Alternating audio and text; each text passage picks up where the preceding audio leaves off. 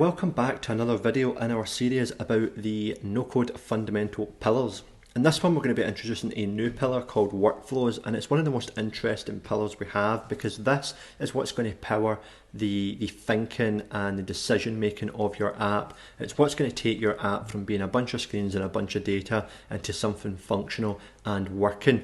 And if you haven't already, I highly recommend making sure that you've covered the database pillar and watched all the way through that, because a lot of those concepts around about how we organise data, how we pick it out, we're also going to use those in this video, and we'll be talking a little bit about our previous Airbnb example from the database pillar also.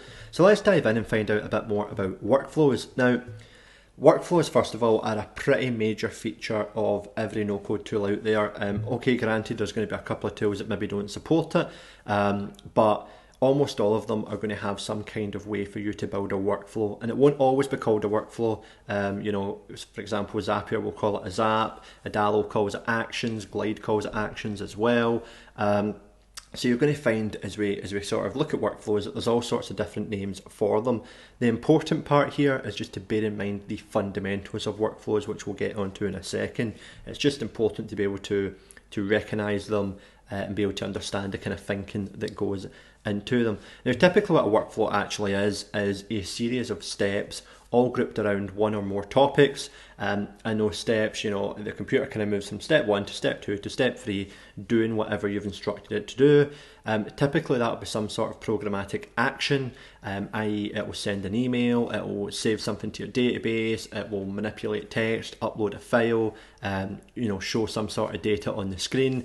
Every step is a different action. Now, typically for a workflow to begin going through those steps, the workflow has to be either scheduled or triggered. So if it's scheduled, you might say, okay, every morning at 9 a.m, run through this series of steps to send emails to our customers, or every day at 3 p.m, go through this series of steps to collect all our data from a database, turn it into a report, do something with it. It really could be anything. Alternatively, and more commonly, a workflow will be actually triggered by something else happening. So for example, when the user clicks this button, do this workflow, execute these steps. When a user signs up, execute this workflow, which is going to send them, say, an onboarding email or something like that. So let's go in and kind of figure out a little bit more about workflows. Now, I'll just move myself somewhat out the way here. If I was to really kind of try and simplify the way that computers work, then I would generally say that computers work by making a huge number of decisions really, really quickly. And what I mean by that is a computer could potentially be making hundreds or thousands of decisions every second. I mean, it is insane how quickly they work, much quicker than a human brain can.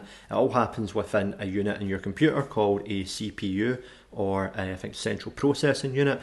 And essentially your computer is just making tons of little decisions every second to try and figure out what should be shown on the screen. For example, right now you're looking at a video, you're looking at, we've got the kind of purple background there, white background. Your computer is running, is making a decision every second to say, should I still show this pixel? Should it be a different color? How does that make up the whole screen? So that's kind of how computers work. Now, thankfully, programming and no-code are abstracted years away from that. You don't have to worry about the individual colour of pixels or every last minute decision, thankfully. Instead, we kind of deal with larger pieces of what we call logic. Now, logic is just essentially a sort of building block for making decisions. If you imagine a flow chart with a bunch of different boxes, and I'm going to show you one later in the video, but if you imagine a flow chart with a bunch of different boxes and a bunch of arrows connecting them together, well, each individual box is what we would call a piece of logic. It is just something that lets you tell a computer what to do. Now, we've got 5 key pieces of logic, and these are the ones I really need you to remember. We have an if statement, which is probably the most important. We have a loop, we have a trigger, we have functions, and we have events. Now, technically, there's a few other things you would include in this kind of list of important, logic concepts related to workflows. Variables would be one of them. That would be a huge part, but we've already covered that in our kind of data pillar, so we're going to move on from there. Now, you might be starting to get a little bit worried. This might be starting to sound a little bit technical. This is going to be the most complicated part of no code for you. Data, UI, and all that kind of thing are a little bit simpler than this. This is a bit that really pulls everything together, and so it can be more complex. I'm going to try and keep this as non-technical as possible, but it is the closest that we get to actual programming, actual decision making. The good news is it's a lot easier than programming. No-code tools will also tend to make it a lot easier than it's going to sound as we go through this pack, and you'll see what I mean. But just keep that in mind, that as long as you kind of get the basics of these, it will take you a little while to learn them. As long as you can walk away kind of understanding at a basic level what they do, then when you start to build your own apps, you'll be starting to get that experience, and you'll be starting to see it in the wild and see how it all fits together. And throughout this lesson, primarily going to be going through slides, but I will follow up with some videos immediately afterwards where I'll kind of start to put it in practice and show you how it really works in a no-code tool. And one last thing to say, which we say again and again when we talk about stuff in these different pillar lessons, every no-code tool is going to call these something different. Every no-code tool has a different interpretation of workflows. Some of them will display it on a canvas, other it will be a workflow will be lots of little sort of UI elements all the way through the tool, and I'll show you what I mean in a minute. But it's kind of the same thing with logic. They're going to have different names. Some people will call an if statement a conditional, some will call it just an if. Zapier, for example, calls it a path.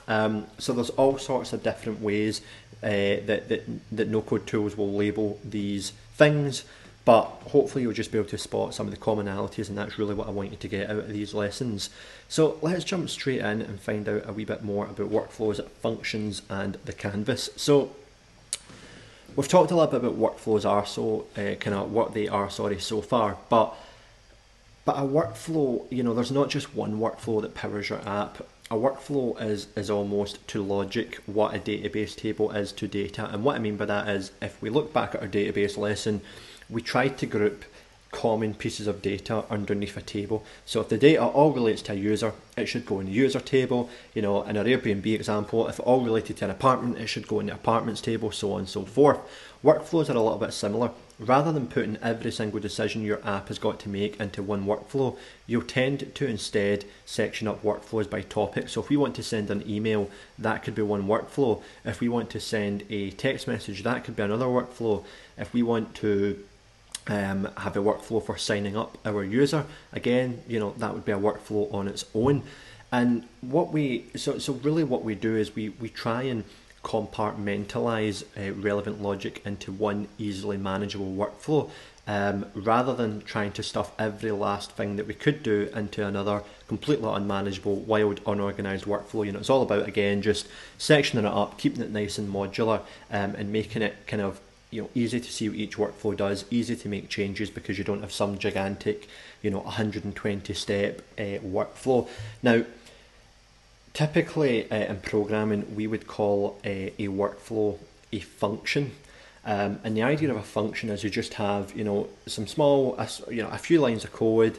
They tend to be wrapped up under a nice kind of easy name and reusable at any time. So for example, one of the things that I might seek to do in programming, and you don't have to kind of worry about the why yet, but one of the things that I might do in programming is take a common thing I'm going to do. Like, let's say I want to send a welcome or an onboarding email. Let's say I want to send an email when an order comes through, an email when a purchase is made, etc. What I can do is, instead of making a whole individual workflow for each one that has its own email component, I can create a function or a workflow for simply sending an email, and that workflow would just it would just take the subject, the message, and it would send the email. It would deal with the whole kind of email sending part. Then I could have a different workflow that just deals almost with that kind of triggering. So when the order is made, the workflow says, okay, get the information from the database, and then call the send an email workflow and send data through that workflow. So that's just a really small example of how you can chain workflows together. And it means, rather than you having to build out, for example, a send an email workflow 3 times, you can just have a really small, simple, modular one that lets you send any kind of email to whoever you want, and then you have a different workflow or a different kind of trigger, or maybe it's part of your database, that just controls when those emails go out and when we kind of call that workflow. So that kind of modularity, it might be confusing at this point, but as we go through, you'll kind of start to see why you might join some of these things together and how it might work. And I've got a great flowchart example just coming up soon that kind of brings it to life a little bit more. Now, the only other thing on this slide to mention is this idea of a canvas layout, because I think it kind of brings that flowchart idea home. So on the right here, we've got an example of Glide's Actions canvas, Actions being their version of workflows. And essentially the idea here is that you can drag and drop your way to kind of creating a workflow. So, you know, if you kind of have a little look over there, clearly there's a lot of different boxes that are all joined together. If you're able to read the text, you know, each little box does something slightly different. And so a canvas layout is really, really popular because it's essentially just like a big blank bit of paper. You drag in whatever steps you need, you wire them all together, and then when your workflow actually works, it just follows the wire, goes through each step one by one, exactly like a flowchart. Now, not every tool does that. Some of them, for example, like Dalo, instead let you add a workflow into every button or every clickable element. They call it actions as well, but it works slightly differently because you just pick the actions that happen. So you'll generally have to kind of peek around a little bit to find the exact layout, but the canvas is really popular and it's my personal favourite way for no-code tools to do it. It's really flexible. Now, we're going to talk about if statements, and if statements are kind of the most important building block for your decision making, essentially because an if statement is a decision. We'll talk about what I mean in just a second. Now, an if statement is typically only used on the back end. It is generally only found within a workflow, and they occasionally are called conditionals. The only time where it would not be found in the back end is if you were conditionally showing something on the screen. So you might say, you know, if you're, let's say you were building Uber, if the user is a driver, then show this element. If they are not a driver, show this other element. So that's kind of where you would use it in the front end, but let's go into a bit more detail about what it actually is. So an if statement, and that's a programming name, by the way, you can also use conditional, but an if statement works by checking whether or not a condition, a rule, a thing, it works by checking whether a condition is true or false and then taking action based on that. So, you know, it's really just typically a way of checking if almost what a variable is. So, you know, is X, let's say we have a variable that's holding a number, you know, is that number more or less than 10? If it is, then do something. If it's not, then do something else. It's that kind of almost branching sort of tree style logic. You know, it usually looks like if something is something, then do another thing. And it's really just generally comparing one thing to another thing in some sort of way. Now, typically no-code logic or even programming logic is just made up of tons and tons of these different if statements, because this is the most core basic way that you tell a computer what to do. And there's all sorts of things that you'll see as we go through that you can start to turn into an if statement that kind of brings it to life. But the one other thing to kind of know, you know, it's simply checking if something happens to be the case. It's saying, you know, if let's say if, you know, the sun is shining, then do this thing. And the implicit statement in that if the sun is shining, you know, it means if this thing is true, then do this other thing. And by consequence, that means if it's not true, don't do that thing. Now, quite often you'll have an if statement that simply ends at that. If the sun is shining, you know, put the blinds up. If the sun is not shining, do nothing. That is kind of the default implication of an if statement. However, what we occasionally have is this phrase else. So essentially else is kind of saying, if this thing is true, then do it. But if it is not true, or in other words, if it's true, else, if it's not true, do this other thing instead. So it just lets us do a kind of yes and a no branching logic from there. And again, you know, just as a bit of a reminder before I move on from this page, at the bottom I've kind of said if this then that. That's kind of the easiest way to think about it. If this thing is true, if this number is bigger than this number, if this text equals this other piece of text, if the sun is shining, if it's raining, you know, if it's Monday, if it's Tuesday, whatever it might be, if this condition is true, then do this other thing. You know, send an email, send a text, save something to a database. It's kind of the defining block of a workflow. Now let's go into a few examples, because really you are making if decisions every day, every minute even. You know, you might be watching this video going, you know, if I am interested, keep watching, else stop watching because I'm not interested. And so, you know, I've kind of tried to write up a few examples here. You know, if the weather is hot, then I'm going to go outside. Else, if it's not hot, if it's too cold, then I'm going to stay inside. You know, if the car's less than 30 grand, I'm going to buy it. But otherwise, or else, if it's more than 30k, then I'll say no. And otherwise, by the way, is a good word to point out, because else is just the same as otherwise. Else just happens to be the shorter programming term that we use, unfortunately. But I'm essentially saying, you know, if the car's less than 30k, I'll buy it. Otherwise, I'm just going to say no, I'm not going to buy it. You know, if the movie that's on tonight is one I'm interested in, and I'm going to watch it.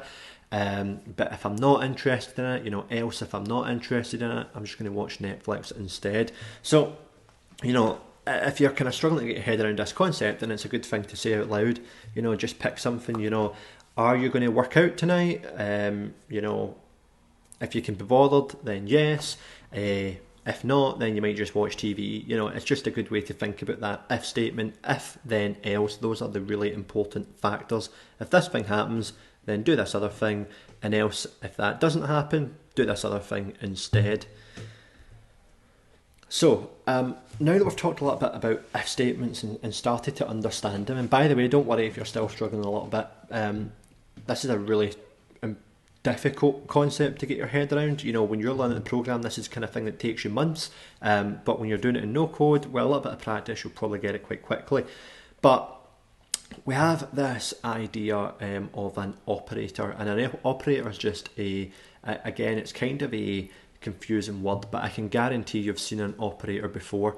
If you've ever seen an equals sign, which surely you have, you know, 1 + 1 = 2. The equals sign is an operator. It's just a kind of, I guess, another fancy word that we use in programming to mean a qualifying check. You know, if 1 + 1 = 2, that's kind of the way that we're thinking here. And so there's quite a few that we use, like, you know, equals, we use if less than, if more than, you know, if the thing is less than the other thing, if the thing is more than the other thing. And each one of these statements here, you're really looking to see if the answer is yes or the answer is true. That's always the default assumption. You know, if the thing is equal to the other thing, i.e. if those things are equal and that is true, then do something. If those things are not equal and it is true that they are not equal, then do another thing. You can also do various other things, that you can do mathematical operations in there. You know, you could say if 1 + 1 = 2, which is going to be true, then do this other thing. You could equally say if 1 + 1 = 5, which is not going to be true, then it wouldn't do the thing. But if you wanted to kind of positively check that and sort of say, well, if 1 + 5 isn't 1 or does not equal 1, does not equal 2, whatever, then you can kind of say that as well. You know, you can really just change these to be whatever you like. They can be more than, they can be less than, they can be equal, they can be not equal. But these are sort of how you start to use your variables and data to make decisions. You know, you could say something like if the user's age, which might be a variable, is greater than 25, then do something. Else, if it's not, i.e. if it's less than 25, then do something else. And again, that else is just going to be the opposite of your if statement. If your if statement says it must be older than 25, the else is going to be the opposite. Else, if they're younger than 25, do something else. So there's tons of different operators you can use there. You've got sooner than, more than, contains, does not contain. If you've looked at our UI and UX lesson, or even if you haven't yet, within the repeating data list section in there, I also do a big list of all the various different types of operator that are available, like, you know, less than, contains, does not contain, and a little bit more of kind of examples in there as well that will help you understand this. And so that kind of concept of using this with variables is where they start to get interesting. I mean, it's one thing to say, okay, if the sun is, you know, out today, as you can maybe tell it is, then do this other thing. That's kind of cool. But where this begins to become genuinely useful for your app and also a little bit closer down to earth is when you start using data from your database, because you can quickly see, with these if statements as I've written down here, this can create all sorts of branching logic for your app. It can create all sorts of different possibilities, because every time you use an if statement, you are essentially creating two different paths. If it's true, then do this thing. If it's untrue, then do this other thing. And then you could have another if statement below each of those that says, if it's true, do this thing. And then if that was true, do this other thing, so on and so forth. And that can continue forever. So, to bring this into some examples with your database, this is where you can start to do things like, you can work with your user details. You can see if, as I mentioned earlier, if the user's age is more than 25, if the user's email contains Gmail. Let's say, for example, you had an app that you wanted to only allow students at a university or a college to join, or any kind of educational institution. You could essentially say, if the user's email does not contain .edu, which is the sort of email address for an educational institution, then do not let them sign up.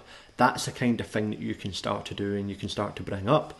Similarly, let's say that you wanted to run a workflow every day to figure out which of your users had joined exactly a year ago, so that you could send them an email saying, happy birthday, this is the birthday, or the anniversary of you joining our app. You could check every day, take all the user sign-ups from your users table in your database, check if the date they signed up is exactly a year ago from today's date, and if that is true, then go ahead and do whatever you want to do. Send them an email, send them a text, add credits to their account, whatever you want to do. So that just gives you an idea of how these if statements can be really, really powerful. Equally, they can get very complex when you start to join them together and do whatever you want to do. But one of the things that you're often going to have to do for your workflow and for your if statements within your workflow is you want to work with the specific data. So in the previous slide, we just mentioned these various different variables that you could pull from your database, like the age, the email, the sign up. If we were doing Airbnb, it could be the apartment photos, the apartment rating, etc. So often when you do a workflow, you have to specify upfront exactly what data you want to send with it. So if I was going to run a workflow, going back to this other slide, if I was going to run a workflow, say, to note a user's birthday or a user's anniversary, when I run that workflow, I'm going to have to tell that workflow either which users I'm thinking about, or tell it, I want you to look at the user's database, the user's table. Now, this is not always the case. Some no-code tools, again, will chop and change this about.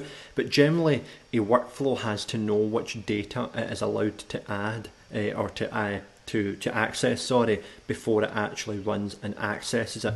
Again, I've given another example there. Earlier, I mentioned this idea that you could have a workflow for sending an email.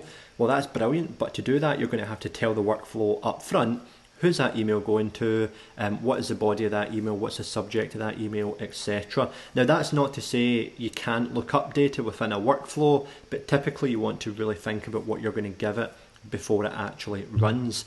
Now, in programming terms, we call these arguments.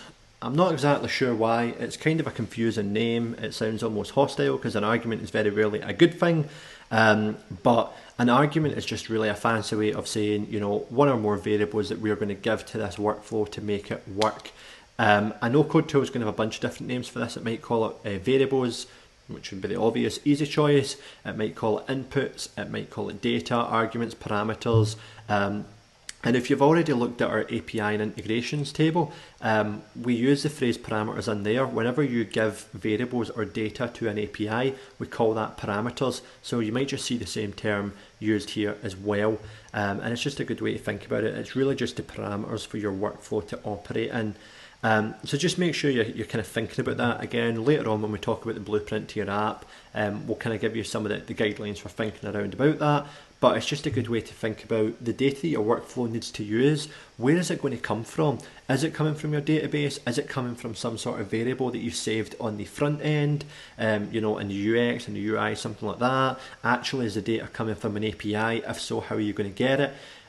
again, when we're trying to avoid making mistakes, you know, down the line that we could have solved up front, it's always good to think for every workflow you're going to have, what data do I need to put into that workflow to make it work? Have I got that data in my database? Does that data come in the right format? These are the kind of things that you can think about in advance.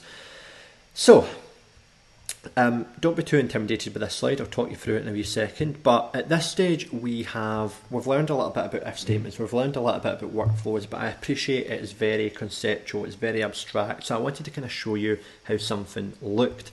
Now, there's a few things to take in mind here. I'm going to talk you through it all. What I've drawn up here is an example workflow for sending a text message or an email when an order is ready. Now, an order could mean anything. I've just made this up. Again, I'm going off the example from our database pillar around about, you know, let's say you had an e-commerce t-shirt store. The e-commerce t-shirt store has got orders, it's got customers, it's got inventory. I've mentioned this in pretty much every pillar, so you're probably bored of hearing it by now. But, you know, we're just imagining, okay, a user places an order on the website, brilliant.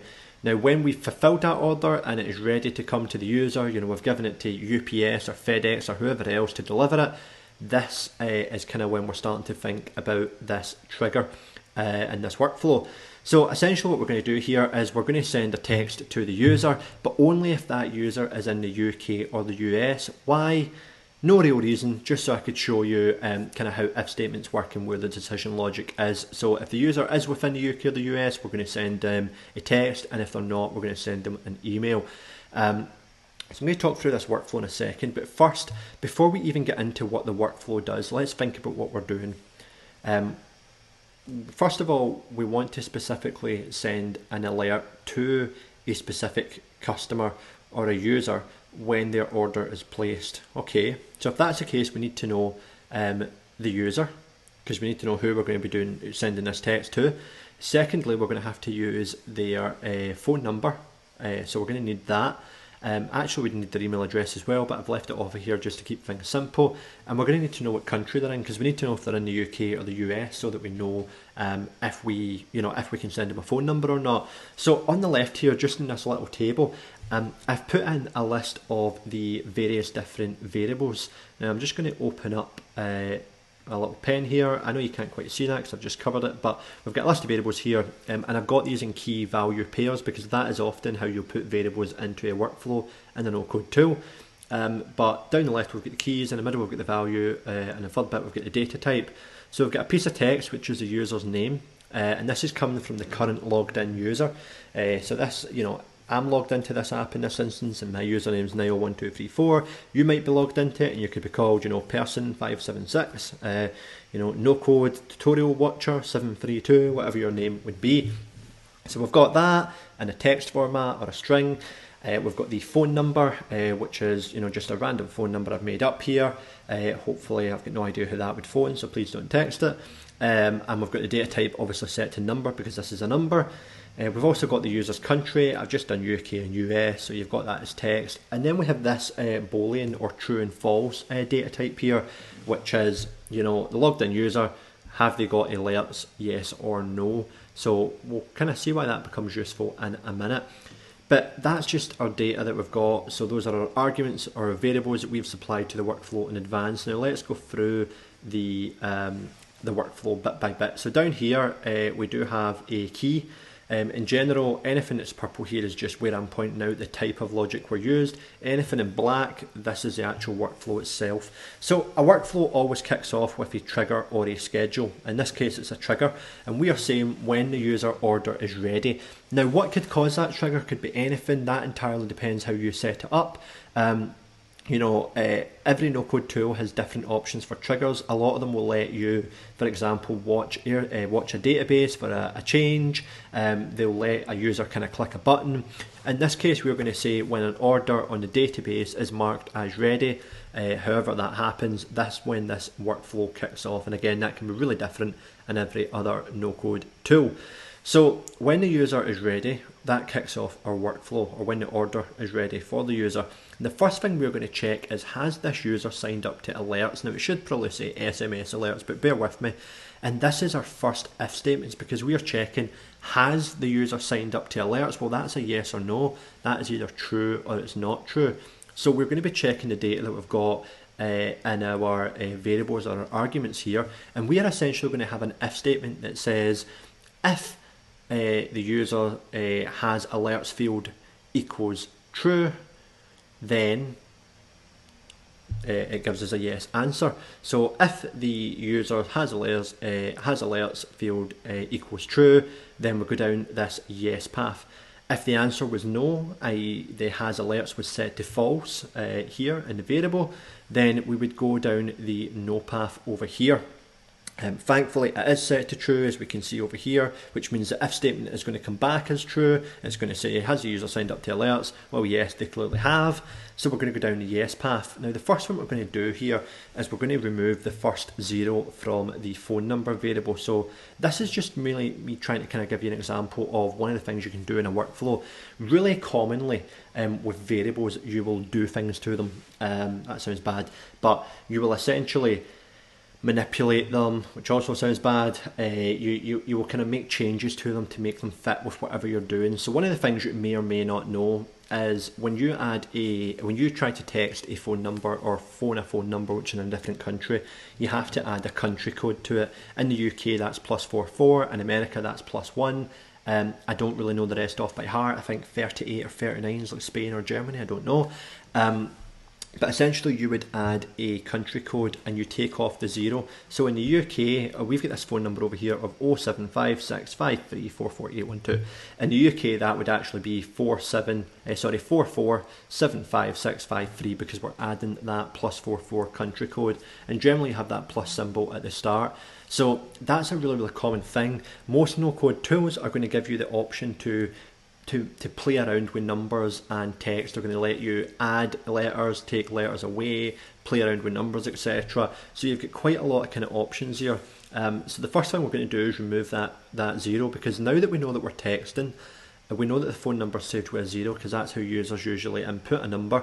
You know, now we just need to check what country they're in so that we can add the country code on. So because we've done this action, there's no decision to make. We simply do it. We simply remove that first 0, and this is an action here, and we jump straight into doing it. And an action is just a form of logic where you do something, but there's no decision made. There's just simply we've done it, and now this is the outcome. So at this stage, we would have removed this 0 here, and the number now looks like this: 7563 yada yada yada.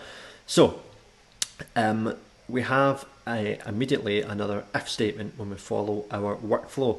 Is the user country UK? Well, in this case, if we look at the variable, the answer is going to be yes. So that's immediately going to take us down here. If the answer was no, i.e. it was not the UK, it could say US, it could say anything else other than UK, then the answer to this if statement would simply be no. Now, this if statement doesn't check on its own, this one if statement here, it doesn't check if it's in the US, it simply checks the UK. It's simply saying if the user's country equals the UK, then do something, which is say yes. If the user's country is not UK, i.e. it says literally anything else at all, then the answer's no, and we want to come over here to where it says is the user's country US. Now this creates simply another if statement. This is just another if statement right here that says, okay, well, we knew it wasn't the UK, so if the user's country is the US, then go to yes. And if it's not, if it's anything else at all, it's going to completely bottom out of this workflow, and we're going to go right down to this action and just send them an email instead of a text. However, now I've made one little mistake here that you might spot, which is I've still put +44 as a phone variable for the US. Actually, that should be +1. Here's me trying to draw that on a mouse, which isn't going very well. That should say add +1 to the phone number variable. But actually, you know, let's go back to where we were. So the logged in country is the UK for the logged in user. Therefore, is the user's country UK? Yes, it is.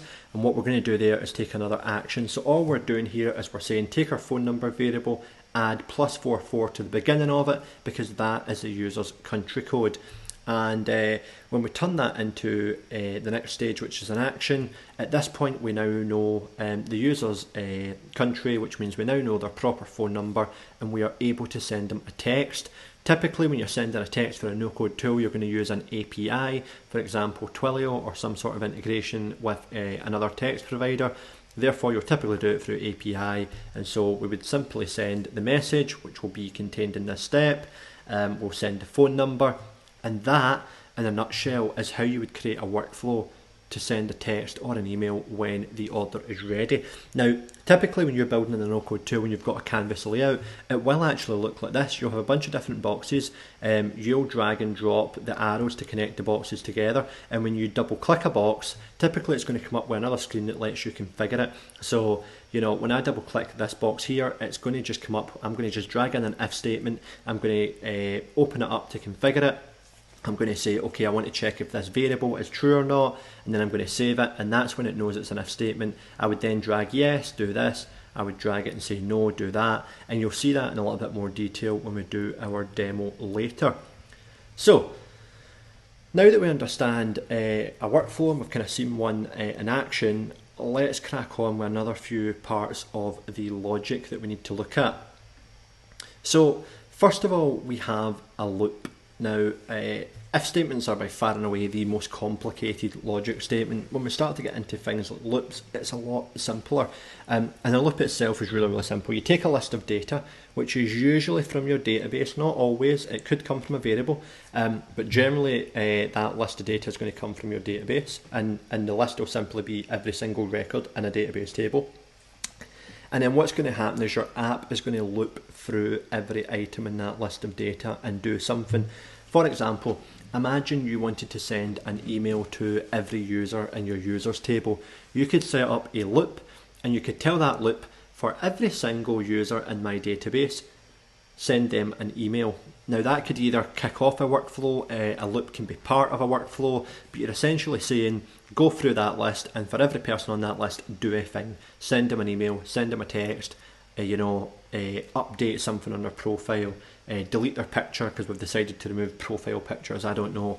But essentially it's this idea that you can go through a list and do something to every single item on it. Now, when you go through an item in a loop, that is called an iteration.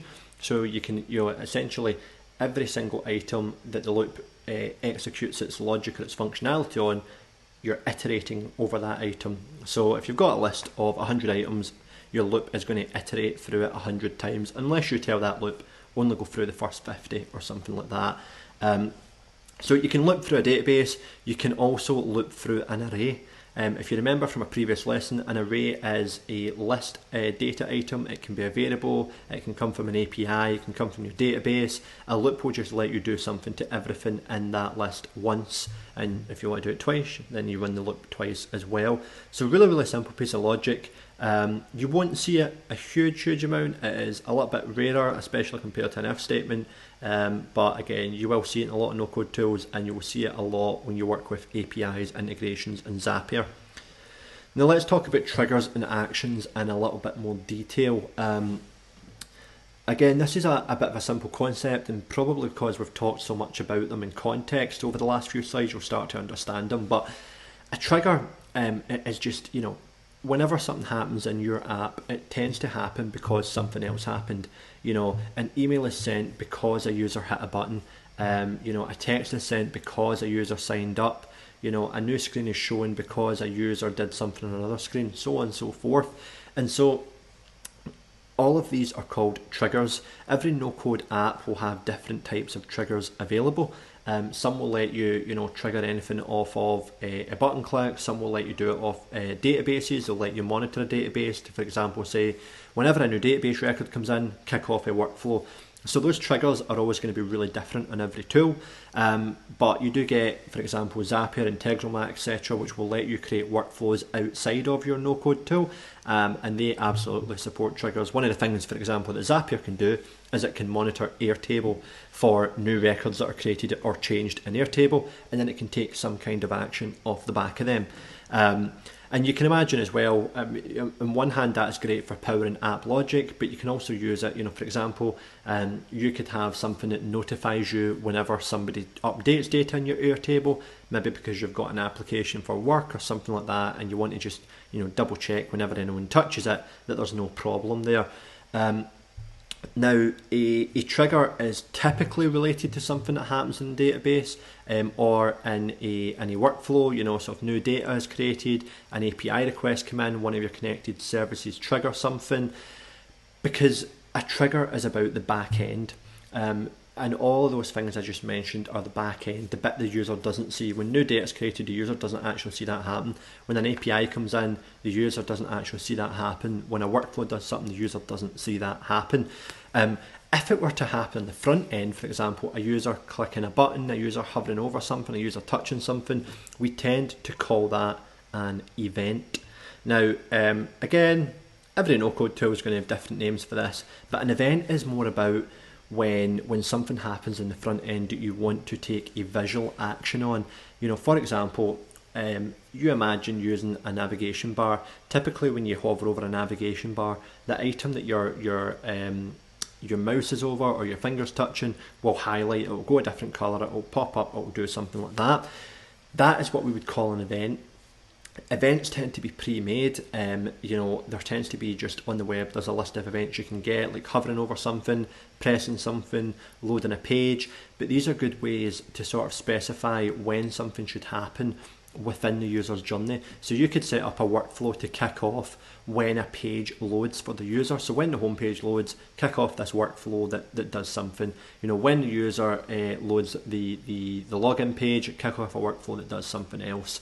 And so that can either be to kick off a workflow, or it can simply to be, to make a change. If the user clicks a button, make that text change into the color yellow, whatever you want to do. So we tend to call those events, we tend to call them events on the front end, we call them a trigger on the back end. Events, really depending on the app is how much they'll talk about events. If you use Webflow, for example, there's tons of different events. You can trigger all of them, on-page load, hovering over something, pressing something, focusing a text box on a mobile screen, etc. Tons of different events that you've got there. On other no-code tools, it might be less common. You might just be restricted to when a user clicks something.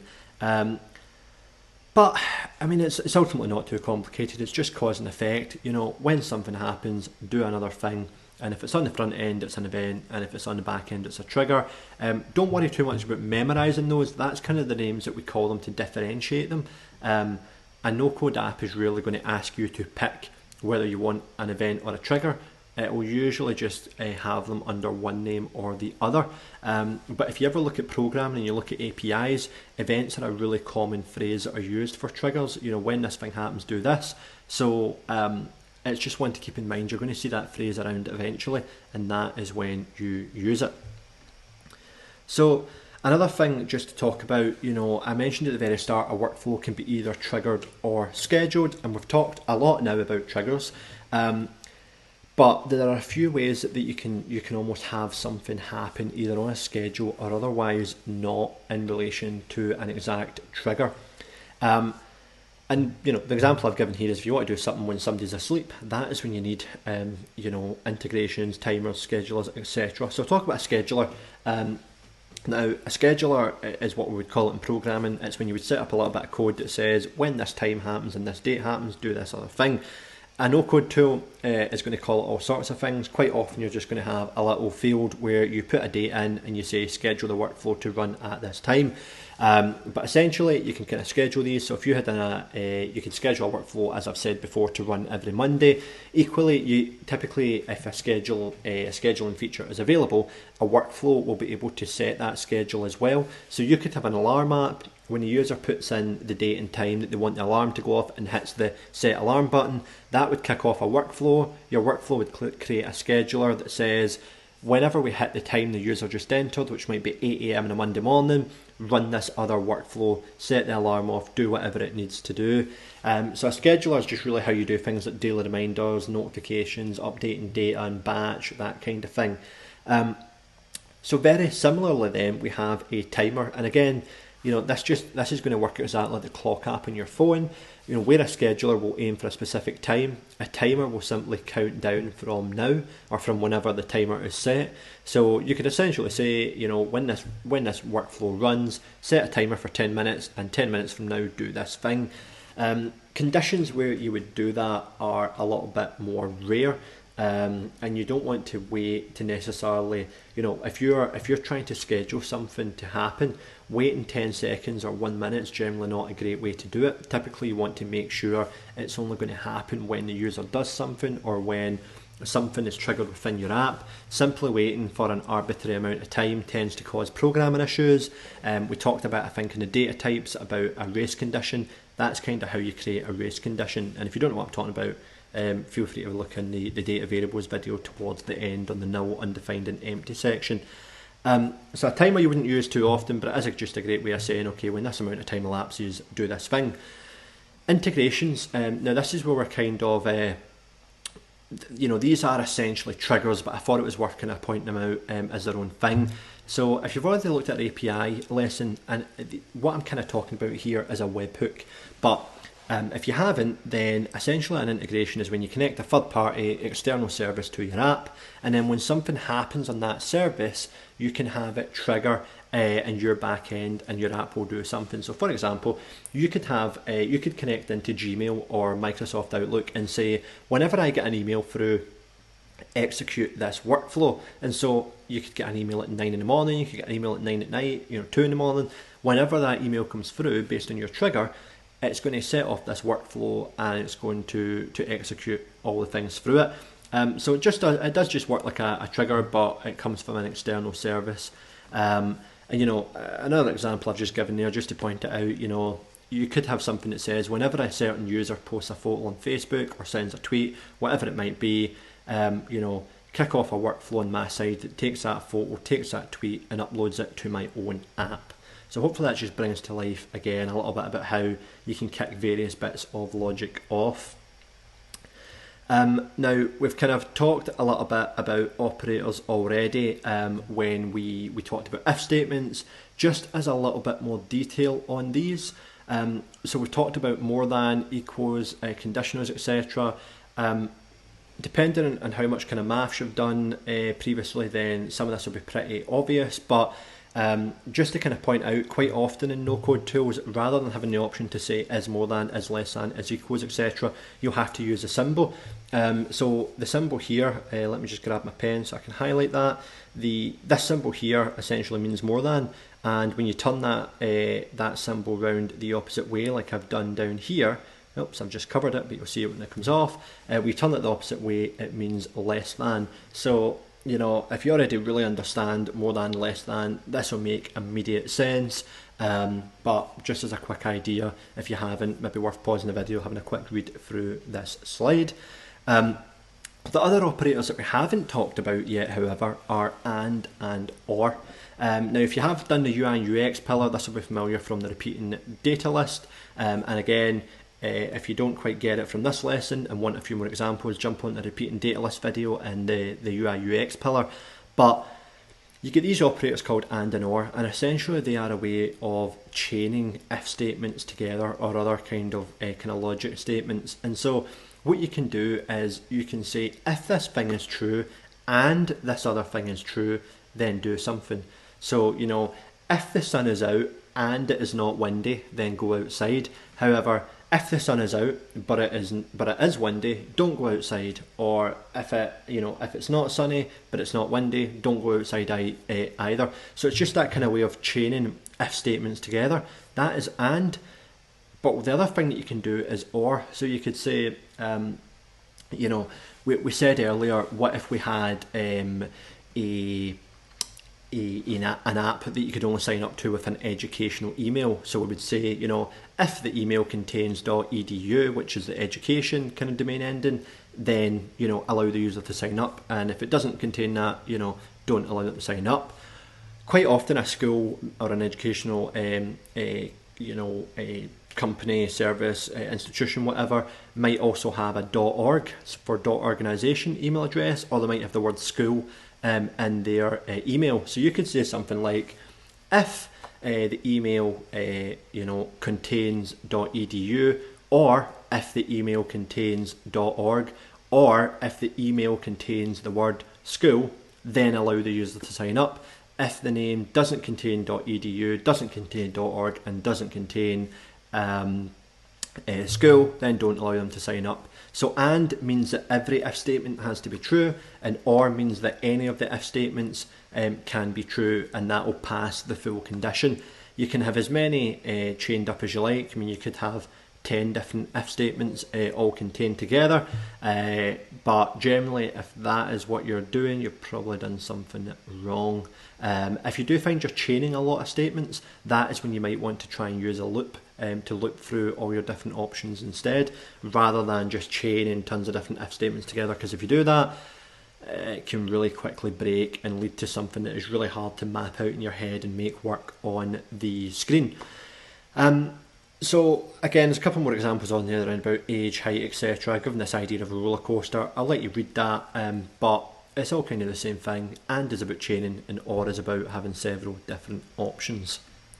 So that is all that we're going to cover on workflows in terms of slides.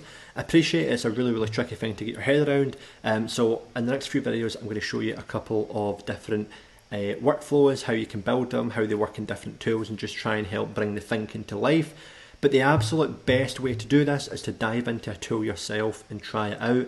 Zapier is a good place to start because you don't have to worry about the front end, the back end, etc. So Zapier is a good place to play around with workflows. Another good tool is Parabola, which is more about data, but is really good for its canvas. And Glide is another good one with its actions as well. So there's a few different tools to try. I'll link to some of them in the description below, and just try it, take some experience with it. But I think the one thing to bear in mind is this will be the hardest bit about learning no code. If you can conquer this, you're going to be able to genuinely build whatever you like, but this is the one bit that you've got to stick in, try and conquer, and it really does come down to getting those if statements right. So take a look at examples, and if you're struggling at all, just give us a shout on the forum, and hopefully we can help you out. Thank you.